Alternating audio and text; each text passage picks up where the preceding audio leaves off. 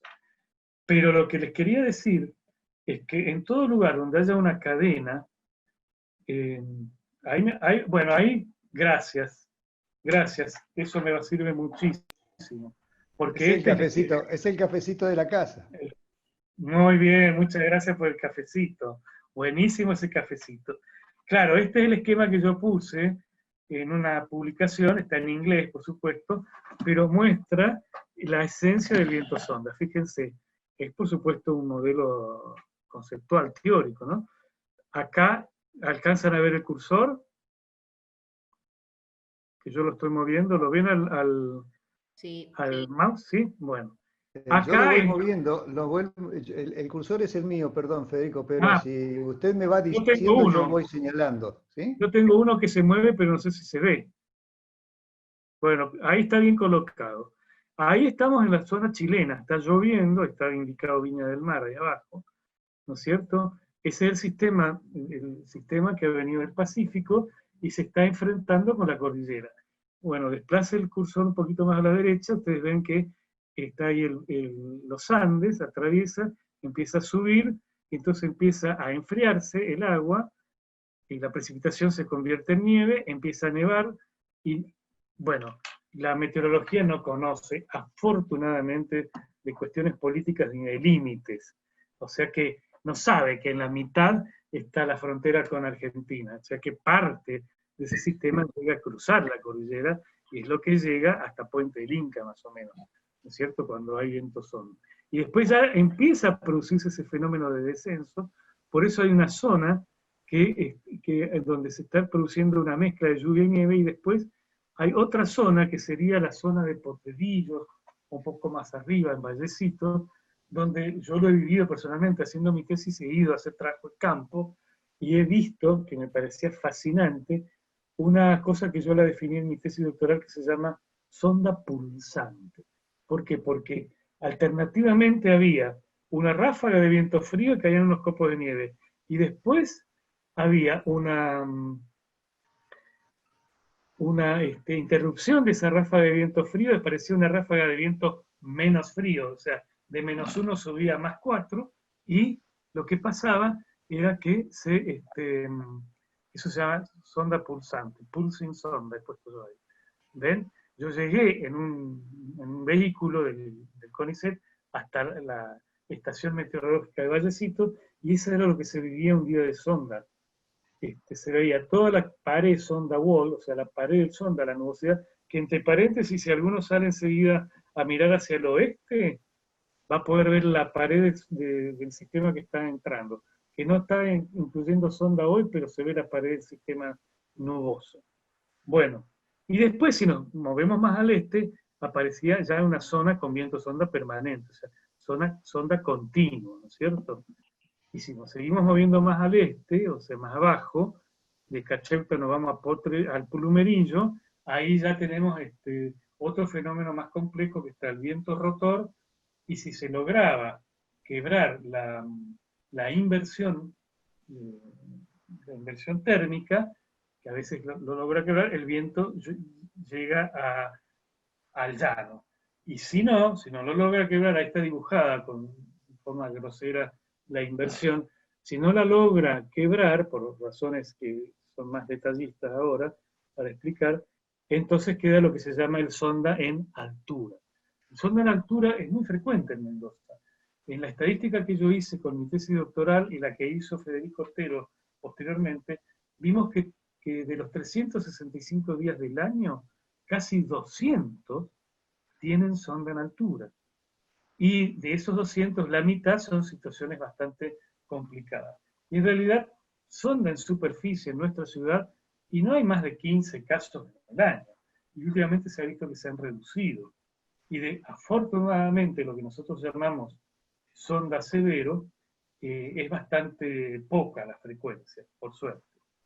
Yo hice una división, una categorización de los vientos sonda según la intensidad del viento. Y entonces hice que el sonda moderado es cuando la ráfaga máxima no pasa de los 65 km/h.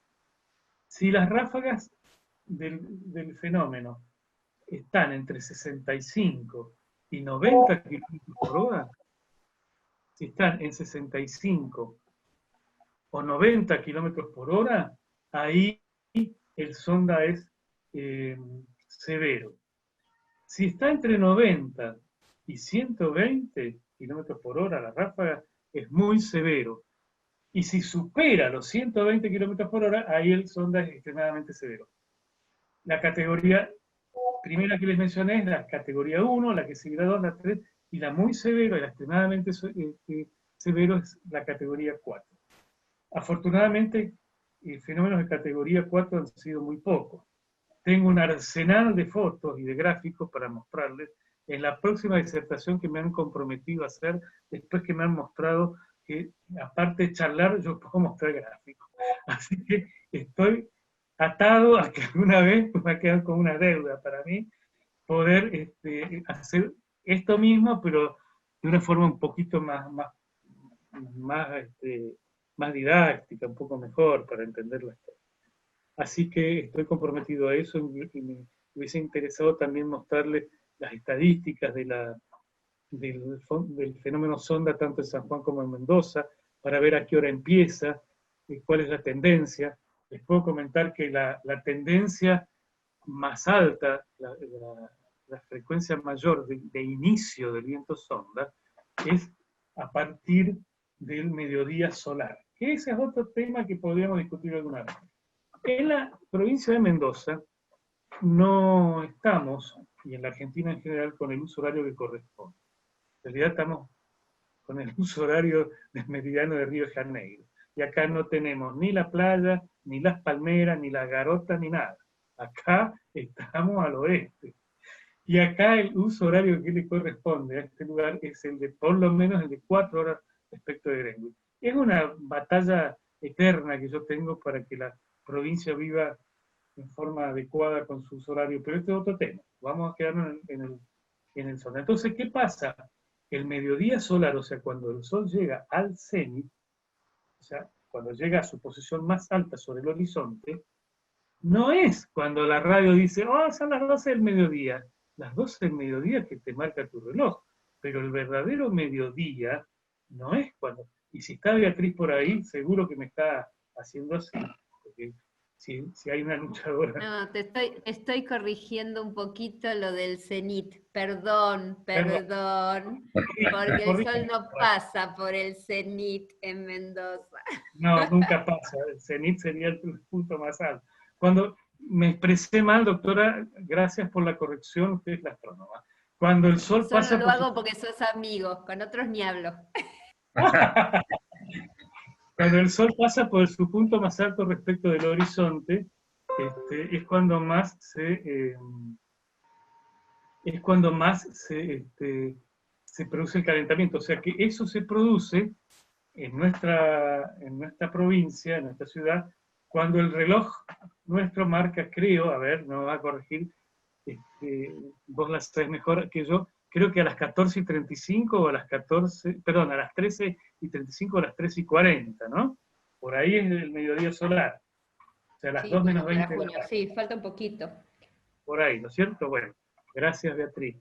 Bien, entonces, ¿qué pasa? Cuando pasa por ahí, que no era el cenit, siempre uno, ven que uno también aprende cosas acá, está buenísimo. Entonces, me encanta esto, porque está bueno que haya correcciones de ese estilo. Bueno, entonces, ¿qué pasa?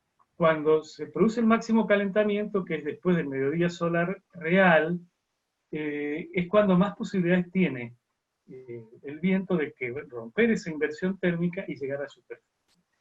Y les cuento una anécdota. Una vez habíamos visto que, bueno, que había altas probabilidades de viento sonda con los modelos, qué sé yo, pero era un viento sonda clásico que iba a empezar a su horario que muestra la estadística su mayor frecuencia.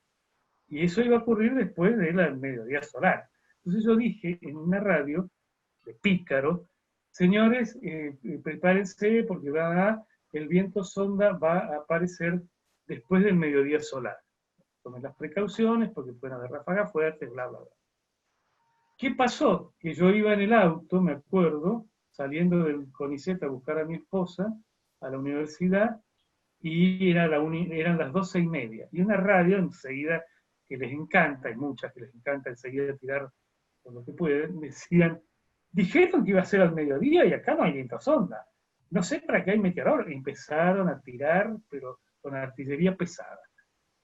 Y yo me reía, porque cuando llegué, tuve que esperar un rato que salí de dictar clase mi esposa, que yo esperé ahí, y a las 2 menos 20, a las 2 menos 20, pero con una precisión astronómica, bajó el viento sol. Y yo feliz porque había bajado después del mediodía solar. Y la persona esa que hablaba, no sé qué habrá quedado diciendo, porque para ella el mediodía era a las 12. Digo, fue una picardía que me mandé, que podría haber explicado, señora, el mediodía solar es a tal hora, bla, bla, bla, bla. Pero era cuando estábamos en plena batalla para que se dieran cuenta que en muchas cosas en nuestro país vivimos fuera del promedio, ¿no? De lo que tenemos que ir. Pero bueno, lo otro que me interesa, y después en todo caso voy a ver si puedo derivarles, creo que sí, después me va a explicar los organizadores de estas charlas, de estas reuniones, cómo puedo hacer para instalar referencias de algunos papers que yo he hecho. Hay uno que fue de donde está eso que mostraron recién, es una de las figuras que yo puse en ese trabajo que resume todo lo que le pasa, las investigaciones hechas hasta el momento del viento sonda, y les voy a mandar el link para que lo puedan tener al trabajo. Y ahí hay una parte que habla de la biometeorología, eso es muy importante. Hay mucha gente que dice, me duele la cabeza, que no sé qué. Aparentemente, lo que se ha estudiado es que este tipo de viento hace una descarga iónica, se disminuyen los iones buenos, que son los negativos en este caso, y queda un exceso de iones positivos. Y entonces eso genera algún problema en las redes neuronales, pero del cerebro. Y entonces no somos todos iguales, somos todos distintos. Y bueno, a algunas personas les afecta de una manera y a otras de otra. En general, lo que se ha observado en algunos trabajos que se han hecho sobre esto, es que hay gente más irritable, hay gente que se deprime, hay gente que tiene jaqueca o dolor de cabeza, y lo que sí notamos es que aumentan los accidentes de tránsito en la ciudad, porque la gente está más distraída y se producen, por suerte, accidentes de tránsito, accidentes pavos o tontos, porque no es un choque fuerte, sino que se cruzó el semáforo en rojo y no se dio cuenta, ¡pum!, y le pegó al que estaba atrás o algo por el estilo.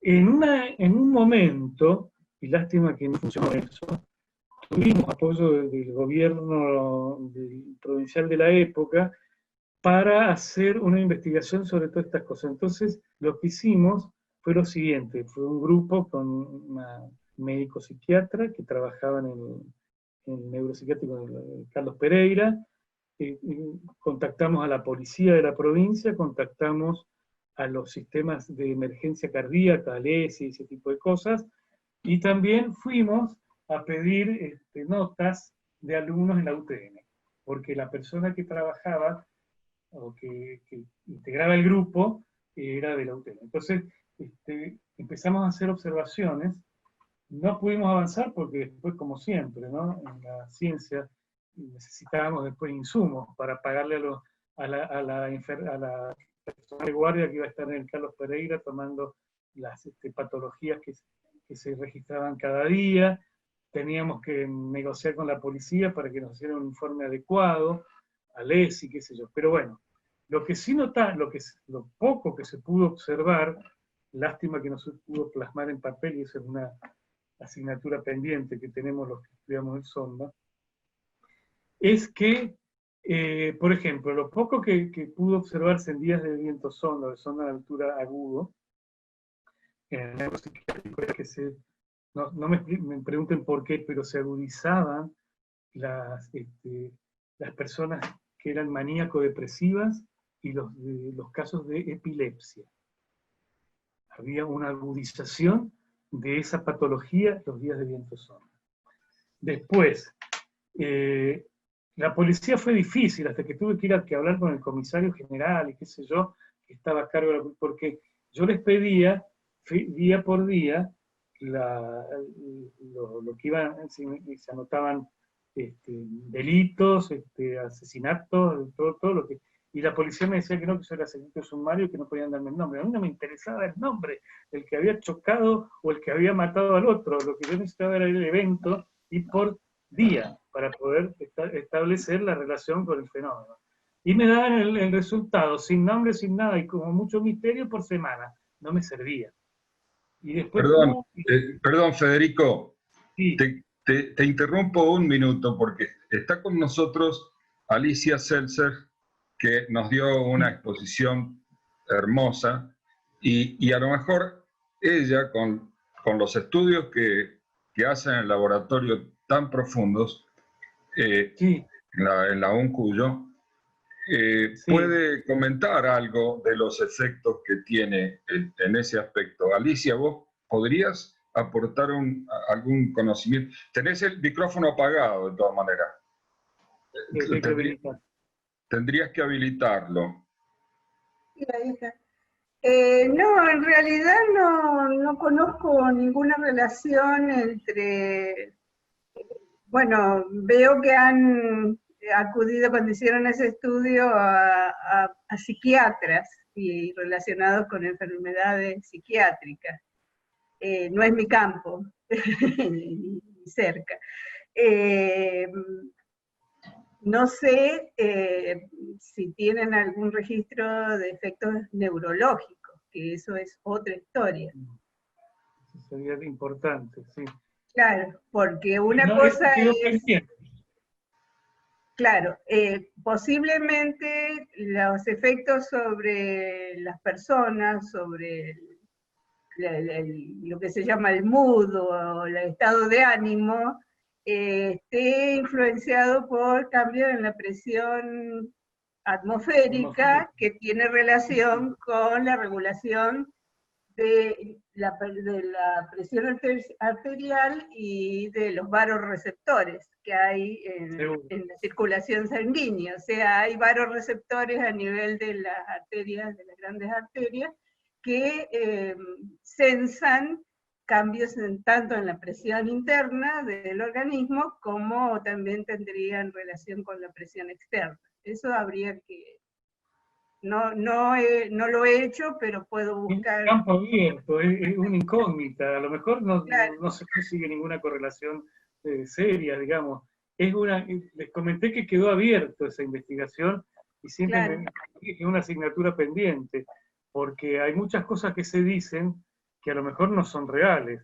Y hay bibliografía que en algunos lugares, por ejemplo en Calgary, en Canadá, donde Sopra Chinook han hecho algunos trabajos, y en algunos casos vieron que era espuria la relación y en otros casos sí. Entonces, lo mismo que hay algunos trabajos sobre eso en un psiquiatra que se llama Sangil, que es de las Islas Canarias, pero él estudió el impacto sobre otro viento, que no es como el Sonda, pero que viene del Sahara y que llega desde el Sahara a las Islas Canarias. O sea que también se produce por variación de la presión atmosférica y todo lo demás. Así que bueno, les comentaba porque me quedó la idea, y si alguien quiere tener la idea de investigar, me parece fantástico. No, me parece un tema súper interesante. ¿Sabes algo sobre cambios iónicos en la atmósfera? Mira, algo de eso habría que investigar también con los que estudian la ionósfera, porque no sé si es tan así el tema de... Son comentarios que yo leí en la bibliografía que daba vuelta cuando estaba en ese tema, pero no hay nada probado, medido, por lo menos acá en esta provincia y tampoco en la de San Juan. Claro, Además, porque el sistema nervioso, vos sabés que funciona por... es un sistema eléctrico de última. Sí. Entonces, por cambios de carga y bueno, posiblemente haya influencia de las cargas externas, no solamente de las que se producen en el interior del del organismo. Entonces, posiblemente eso sea lo que influye y impacta finalmente en la conducta de las personas. Pero... Claro, y que además no impacta igual, a todos no nos volvemos locos. No, Algunos por ya eso, son más o locos sea, siempre. por eso, pero hay un gran número de personas que dice o reporta ser afectados veces, por el clima, sí. Sí, No y a veces solamente por el sonda, sino por los por otras cambios de cosas. presión barométrica, por ejemplo. Sí. Fíjate lo que viene al caso, si puedo decirte algo con mi ¿Sí? parte de algo. Al final vino un chico que era veterinario que me decía que él trabajaba con los caballos de la policía y que los caballos tenían cólicos cuando había viento sonda y que él quería demostrar esa tesis, una tesis de su facultad donde estaba terminando de ser veterinario.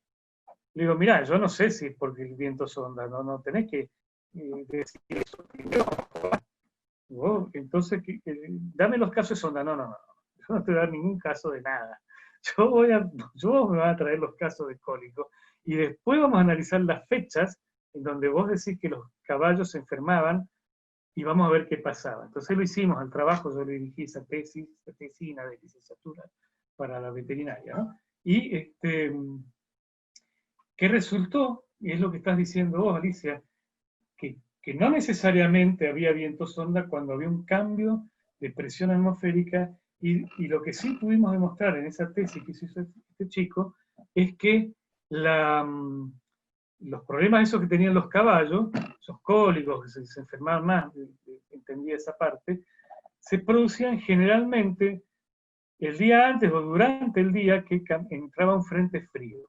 El frente frío está asociado al viento sonda, pero no siempre hay viento sonda cuando pasa el frente. Por ejemplo, el que está por entrar ahora, dentro de un rato, no está asociado a una situación de sonda. Y capaz que los caballos les agarra el cólico igual, no sé si me explico. Claro, correcto. Entonces, a veces, sí.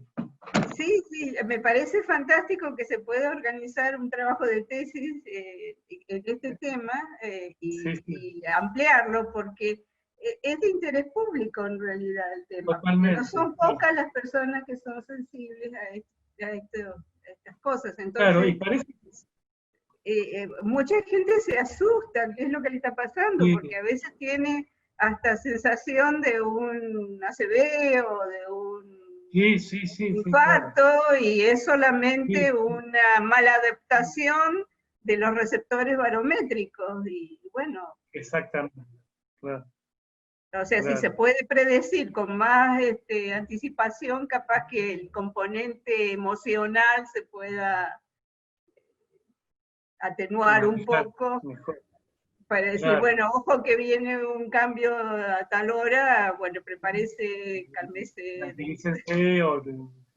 Claro. Sí, sería buenísimo eso. Sí. Sería muy útil para los médicos, claro.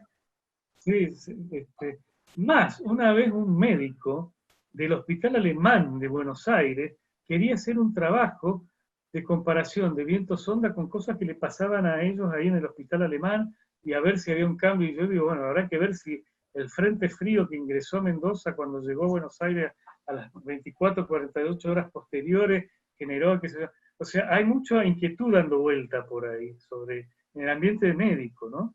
Sobre este tipo de cosas que me parecen muy interesantes y muy valiosas, obviamente, ¿no? Perdón que haya acaparado la conversación, pero está buenísimo. Me acuerdo de los mapas que presentaba Nilo González en televisión, que mostraba la entrada de los frentes que cubrían prácticamente todo el país, o sea que eran distancias, ¿no? Seguro. Bueno, no sé, yo creo que ya he hablado, no sé, casi como una hora. Habíamos hablado con Raúl. Esto es infinito y quedé en deuda con compartir la pantalla para mostrar cosas más bonitas, con más gráficos, qué sé yo. Bueno, esta es mi presentación al grupo de amigos que acá me convidan con un café y un mapita.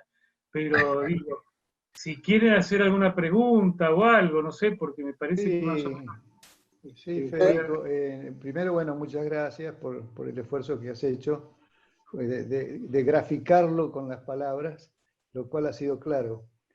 Me quedó pendiente, no quise interrumpir en su momento, precisar un poco cuál es la causa primigenia que empuja todo el sistema de viento-sonda y que hace que desde el Pacífico se venga todo eso que explicaste, Claro. perdón, configura Bueno, aquí. claro, me faltaron, está bien. Para que eso ocurra se necesitan muchas cosas. En particular que se ubique.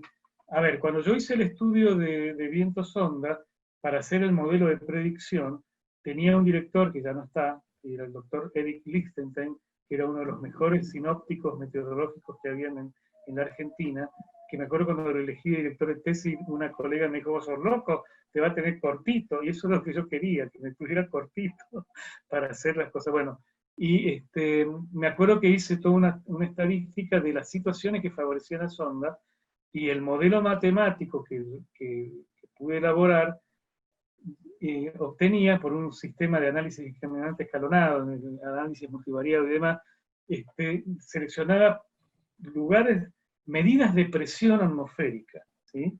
Hice pruebas, por ejemplo, hice pruebas de diferencias de presión atmosférica entre la costa chilena y, por ejemplo, entre La Serena y San Juan, entre La Serena y Puerto Montt, en Chile, entre Bariloche, que se, bueno, el análisis discriminante mete todo en una bolsa y hace un trabajo matemático y discrimina, y poníamos los casos de sonda versus los de no sonda. Bueno, en definitiva, obtenía algunas variables que eran las claves para determinar el viento sonda, y en cuanto a la diferencia de presión, era fundamental saber el grado de diferencia de presión que había entre La Serena y San Juan, por ejemplo, en el sentido latitudinal. En el sentido longitudinal, la diferencia entre un lugar que se llama Chañaral, que está al norte de La Serena, y Puerto Montt, en Chile. Y entonces decimos, ¿y qué tiene que ver? Bueno, aparentemente, cuando se establece una zona de baja presión en Puerto Montt, ahí frente a la isla Chiloé, frente a Bariloche, es cuando hay mucha mayor probabilidad de viento sonda acá, simultáneamente con una baja presión que hoy había, pero muy suave, que es lo que nosotros llamamos la depresión del noroeste argentino, está generalmente ubicada climatológicamente, o sea, en promedio, sobre La Rioja y Catamarca, y que bajo ciertas condiciones se desplaza hacia el sur. Cuando se instala sobre Cuyo, más esa baja que está en la isla Chiloé, las condiciones de sonda son más favorables. Esa baja presión empuja el aire frío para que logre cruzar la cordillera y genere todo ese fenómeno que habíamos dicho. Además se necesita otra cosa más, que es lo que nosotros llamamos en meteorología la corriente en chorro, o el jet stream en inglés, que es un tubo, para definirlo en forma rápida, un tubo de viento muy fuerte que acompaña a los frentes polares y también a los subtropicales, y que cuando se produce el sonda, está exactamente sobre nosotros. A veces el chorro o jet stream está más al sur, sobre Bariloche, sobre Neuquén, o a veces más al norte, sobre La Rioja, sobre Tucumán, Córdoba, qué sé yo. O sea que también depende de esas variables. Y había otra variable, porque después elegimos un montón de valores de presión atmosférica de toda la Argentina, Chile, Uruguay, Brasil y Paraguay, y la Antártida, y también hicimos un mismo proceso para hacer un modelo de predicción, y ese rescataba solamente los valores de presión de ciertas localidades. Volvió a aparecer como la primera, en el análisis discriminante, el dato de presión de Puerto Montt. Y uno de los datos que salía como prioritario, con el mayor F de Fisher, que es uno de los parámetros estadísticos que miden el peso de esa relación. Bueno, acá tendría que dar una clase, que no viene el caso ahora del análisis discriminante, pero bueno, después les voy a mandar también el link de mi tesis doctoral para que lo lean si quieren, tranquilos, un día. Y aparecían las Islas Orcadas. Y ustedes me dirán, ¿qué tendrá que ver las Islas Orcadas, cerca de la península antártica, con el viento sonda? Y tenía muchísimo que ver, y el que se maravillaba era el lector, el doctor Lichtenstein, que era un fanático de la meteorología sinóptica, que es la que estudia los mapas. Él venía de la escuela más antigua que yo, entonces, claro, me decía, porque para que el centro de baja presión, que siempre pasa por el sur de la Patagonia, por Río Gallegos, por Tierra del Fuego, se tenga que desplazar al norte, establecerse en Puerto Montt y generar la situación de sonda, se tiene que formar un enorme anticiclón que lo frene, o sea, que no lo deje pasar en el mar de Weddell y en la península antártica. Entonces, que la presión atmosférica en Orcada fuera muy alta y muy baja en Puerto Montt era una de las claves para que acá hubiese vientos. También qué interesante todas las cosas que uno podía detectar con el análisis, con todos los datos, ¿no? Que como les dije al principio de la charla, la meteorología creció de forma exponencial. Ahí Raúl me hace alguna seña. Sí, te quería preguntar, al principio, vos dijiste el tema de la traducción de la palabra weather, y a lo mejor podemos usar la misma palabra, porque muchas veces usamos palabras en inglés, sobre todo en informática. Sí. Y según lo que yo entendí, si nosotros tuviéramos el dato de la temperatura, de la humedad relativa ambiente y la presión atmosférica, tendríamos un panorama un poco más completo de lo que sería el weather en ese momento, ¿o no? Claro que sí, pero yo no sé por qué los medios no lo dicen. Yo creo que hay un problema, porque la presión atmosférica, bueno, no sé si muchos lo deben saber, no es igual, digamos, a nivel del mar que a nivel del lugar donde estamos, por ejemplo. Entonces, se informa, a ver, en meteorología se utiliza una corrección matemática, la fórmula, para nivelar todos los valores de presión a un mismo nivel que el nivel del mar. Y así construir esos mapas famosos que ustedes veían y demás. Pero, por ejemplo, la información real de la presión atmosférica en este momento en Mendoza, al nivel del mar, acá tengo mi aparatito, son 1010 hectopascales, pero en realidad son 928 hectopascales medidos en el plumerillo. Pero si yo mido la presión en el CONICET o ahí en la UTN, la presión es menor, la presión normal. O sea que se armaría mucha confusión si no se homogeneizara la información. Informar la presión atmosférica en Buenos Aires no está mal porque está al nivel del mar, lo mismo que en Mar del Plata, en toda la costa. Pero acá, si no se informara, se tendría que establecer que el informante diera el valor reducido al nivel del mar, para darnos cuenta y entender todo el mismo idioma. ¿Está bien? Creo que eso no se niveló, y qué sé yo, y a lo mejor no le dan bolilla a la presión atmosférica, pero ya les digo, hoy que ha estado bajando la presión en forma bastante notable, desde ayer, nos está anunciando lo que está por pasar, dentro de un rato o más tarde. ¿No es cierto? Entonces, sí, sería bueno eso.